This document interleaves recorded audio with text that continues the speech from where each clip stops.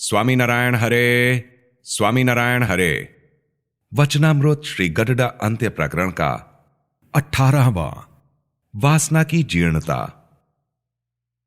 संवत 1884 में श्रावण कृष्णा दशमी 17 अगस्त 1827 को श्रीजी महाराज श्री गडडा स्थित दादा खाचर के राजभवन में पूर्वी द्वार के बरामदे में विराजमान थे। उन्होंने श्वेत वस्त्र धारण किए थे, कंठ में पुष्पों की मालाएं धारण की थी, पाग में फूलों के तुर्रे लटक रहे थे। उनके समक्ष मुनिमंडल तथा विभिन्न प्रांतों के हरिभक्तों की सभा हो रही थी। उस समय श्रीजी महाराज के भतीजे रघुवीर जी ने प्रश्न किया कि जागृत अवस्था में जीव की जैसी स्थिति रहती है, वैसी दशा स्वप्नावस्था में क्यों नहीं रहती? तब श्रीजी महाराज बोले कि जागृत अवस्था में जीव जैसा होता है, वैसी ही उसकी स्थिति स्वप्नावस्था में भी रहती है, क्योंकि जीव की वासना जागृत अवस्था में जिस प्रकार की रहती है, उसी की स्फुरना स्वप्नावस्था में भी होती है। तब निर्लोभानंद स्वामी ने पूछा कि हे महाराज, स्वप्नावस्था में तो ऐसे ऐसे पदार्थ स्फुरित होते हैं जो जागृत अवस्था में ना तो कभी दिखाई दिए थे, ना तो उनके संबंध में कुछ सुनाई दिया था। ऐसे पदार्थ स्वप्न में दिखाई पड़ने का क्या कारण होगा? यह सुनकर श्रीजी महाराज बोले कि जो अनदेखे अनसुने पदार्थ स्फुरित होते हैं, उनका संबंध पूर्व जन्म में किए गए कर्मों की वासना के साथ है। तब अखंडानंद स्वामी ने पूछा कि हे महाराज, मनुष्य यदि भगवत भक्त हो गया तो भी भक्त को पूर्व जन्म के कर्मों की प्रबलता कब तक बनी रहती है?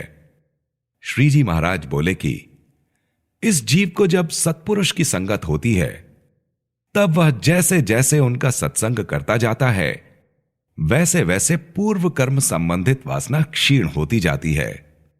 इसके पश्चात उसमें वह वासना ही नहीं रहती जो जीव को जन्म मरण के बंधन में डाले रहती है।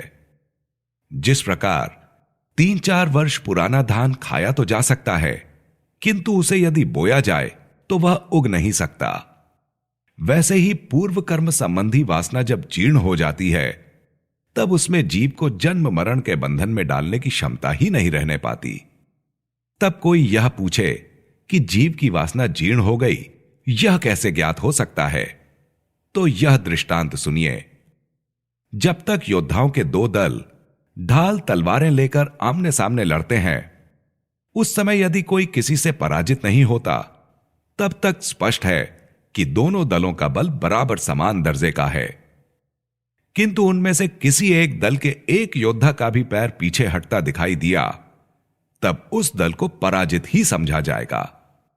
वैसे ही भगवत भक्त के हृदय में जब तक भगवान संबंधी संकल्प तथा विषय संबंधी संकल्प समान रूप से बने रहे, तब तक यही समझना कि वासना बलवती है। परंतु जब भगवान संबंधी संकल्प विषय मूलक संकल्पों को हटा दें, तब ऐसा समझ लेना कि वासना जीर्ण हो गई है। फिर श्रीजी महाराज ने परमहंसों से प्रश्न किया कि यह बात अन्य भक्तों को किस प्रकार प्रतीत हो सकती है कि भगवान का यह भक्त देहाभिमान से मुक्त है और उसे पंच विषयों के प्रति भी अरुचि हो गई है? तब मुक्तानंद स्वामी ने कहा कि हे महाराज, आपके इस प्रश्न का उत्तर हम नहीं दे सकते, इसलिए कृपया आप ही उत्तर दीजिए। यह सुनकर श्रीजी महाराज बोले कि यदि भगवान के गृहस्थाश्रमी अथवा त्यागी भक्त हो और यदि उसका देहाभिमान नष्ट हो गया हो और वह पंच विषयों से भी अनासक्त हो, तो भी उसे परमेश्वर की आज्ञा से यथोचित देहाभिमान भी रखना चाहिए और यथेष्ट रूप से पंच विषयों का उपभोग भी करना चाहिए। जैसे किसी अत्यंत दुर्बल पशु को लकड़ियों का टेका लगाकर सींग पूंछ पकड़कर खड़ा कर दिया जाए तो वह सहारा होने तक खड़ा रह सकता है, किंतु ज्यों ही मनुष्य उस मवेशी को छोड़ देते हैं, तब वह भूमि पर गिर जाता है। वैसे ही निर्वासनिक भक्त को तो परमेश्वर अपनी आज्ञा के अनुसार जितनी क्रिया में प्रवृत्त होने दें, उतनी ही क्रिया करता है, फिर उस क्रिया से मुक्त हो जाता है।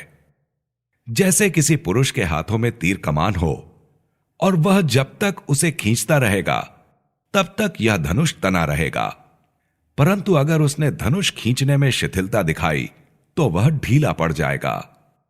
वैसे ही निर्वासनिक पुरुष परमेश्वर की आज्ञा के अनुसार ही व्यावहारिक कार्य करता रहता है। बिना आज्ञा के वह कोई भी कार्य नहीं करता। जबकि सवासनिक भक्त तो जिस जिस व्यावहारिक क्रिया में जुड़ जाता है वहां से वह स्वयं मुक्त नहीं हो सकता तथा परमेश्वर की आज्ञा से भी नहीं छूट सकता। यही निर्वासनिक तथा सवासनिक भक्तों के लक्षण हैं। इति वचनामृतम। इस प्रकार से श्री गडडा अंत्य प्रकरण का 18वां वचनामृत पूर्ण हुआ।